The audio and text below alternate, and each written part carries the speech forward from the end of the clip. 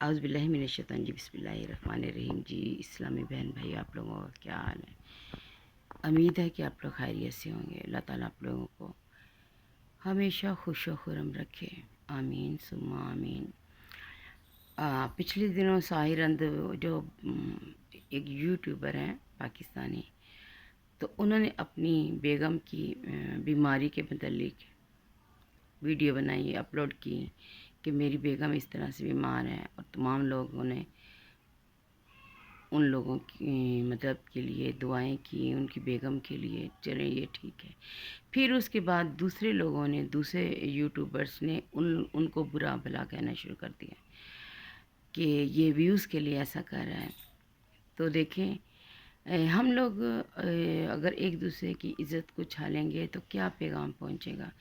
دوسرے ملک کے لوگ کیا سوچیں گے کہ پاکستانی مطلب کس طرح کے ہیں؟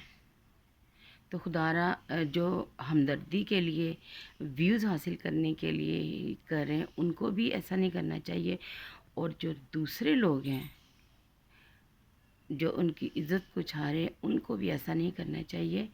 ہم لوگوں کو مل جل کر کام کرنا چاہیے تاکہ پاکستان کی عزت ہو، اور پاکستان کے لوگوں کو لوگ اچھے لفظوں میں یاد کریں۔ آپ لوگوں کو ایک دوسرے کا ساتھ دینا چاہیے۔